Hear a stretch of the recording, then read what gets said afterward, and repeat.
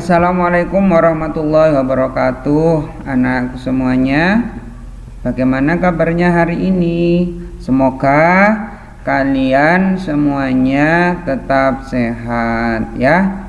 Di tengah pandemi ini, Ustadz ingatkan kembali lagi, kalian tetap menerapkan 3M.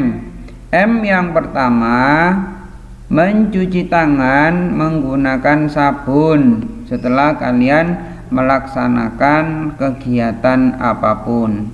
M yang kedua, memakai masker. Jangan lupa ketika kalian keluar rumah atau bepergian tetap gunakan masker. M yang ketiga, kalian tetap menjaga jarak dengan teman atau dengan siapapun. Alhamdulillah, semoga pada pagi hari ini kalian semua bisa mengikuti kegiatan pembelajaran kita dengan baik ya. Pada pagi hari ini kita sudah memasuki tema yang ketiga, subtema yang pertama. Di tema ketiga ini, materi kita adalah hewan dan tumbuhan di sekitar rumahku. Tentunya anak-anak pasti di rumah mempunyai hewan peliharaan atau memiliki tumbuhan, baik tanaman hias maupun tanaman yang tumbuh dengan sendirinya, yang bisa dimanfaatkan untuk makanan seperti sayuran dan buah-buahan. Anak-anak, pada pagi hari ini kita akan mempelajari yaitu bahasa Indonesia, mengenal tanaman padi, muatan IPA-nya keseimbangan lingkungan, IPS-nya adalah tentang alam Indonesia. Apa tujuan pembelajaran pada pagi hari ini?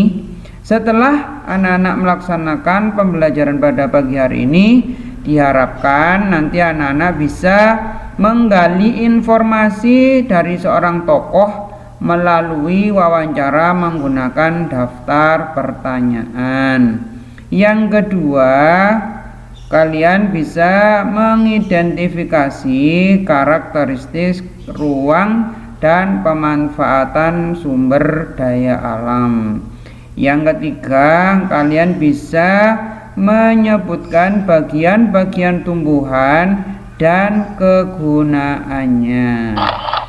Anak-anakku, salah satu contohnya ketika kalian tadi sudah membaca buku cetak, di situ ada budidaya tanaman padi. Kalian baca sendiri ya. Di situ, di sini Ustadz kasih contoh. Di sini ada beberapa pertanyaan saat wawancara dengan narasumber tentang budidaya tanaman padi. Ketika kalian berkunjung ke petani misalnya, atau ke tempat budidaya tanaman padi, di sana kalian akan bertemu dengan seseorang yang mengelolanya. Nah, kalian di situ mengajukan beberapa pertanyaan.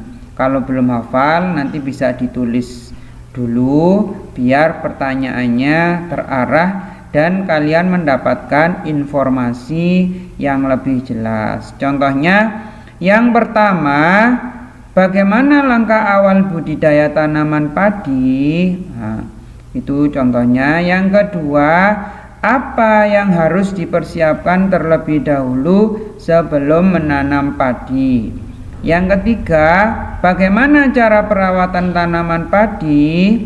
Yang keempat, kiat-kiat apa saja yang harus dilakukan agar budidaya tanaman padi dapat berhasil dengan baik? Dan yang kelima, bagaimana cara pemanfaatan tanaman padi setelah dipanen? Ini adalah salah satu contoh pertanyaan yang akan kalian sampaikan kepada narasumber atau orang yang mengelola tanaman padi, misalnya Pak Tani atau ini penyuluh pertanian.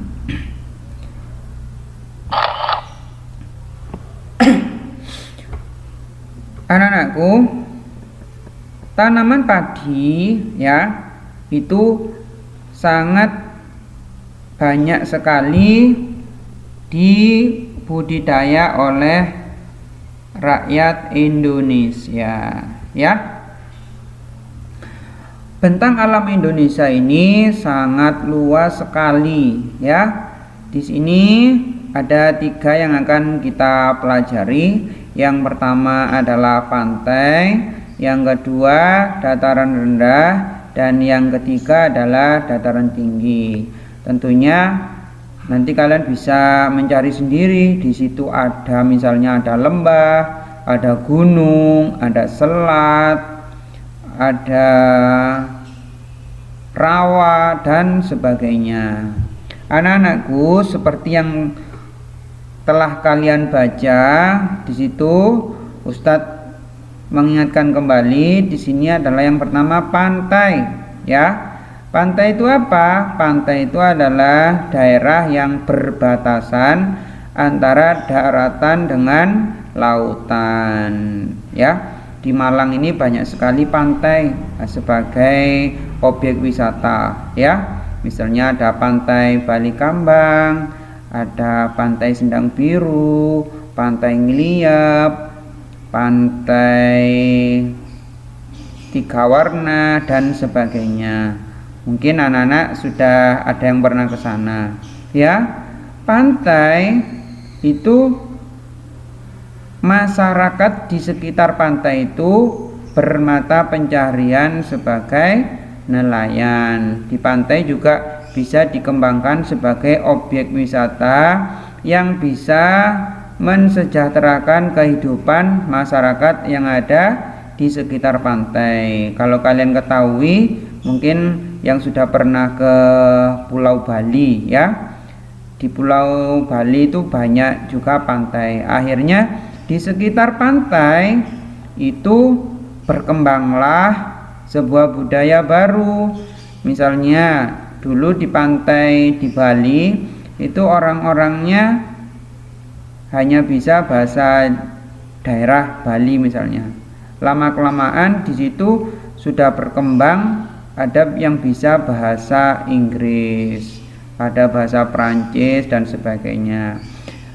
Di daerah pantai juga tumbuh perekonomian ya. Banyak sekali di daerah pantai yang jualan cindramata dan sebagainya. Yang kedua, dataran rendah. Dataran rendah ini adalah suatu kawasan yang memiliki ketinggian sekitar 200 meter di atas permukaan laut ya. Kalau kalian ketahui, daerah yang kita tempati ini termasuk dataran rendah. Oleh karena itu, masyarakat yang hidup di daerah dataran rendah itu sebagian besar bermata pencaharian sebagai petani, pedagang dan sebagainya ya. Di daerah dataran rendah ini kebanyakan bisa dibuat untuk pertanian ya. Dibuat pertanian, dibuat untuk peternakan dan sebagainya. Adapun yang ketiga di sini adalah dataran tinggi. Dataran tinggi itu adalah kawasan yang memiliki ketinggian sekitar 500 meter di atas permukaan laut ya. Di daerah dataran tinggi ini udaranya sangat dingin sekali ya. Dengan udara yang dingin semacam itu, yang paling cocok adalah digunakan untuk perkebunan. Jadi di daerah dataran tinggi itu sebagian besar masyarakatnya itu bermata pencaharian sebagai ini untuk berkebun ya, menanam sayur-sayuran dan buah.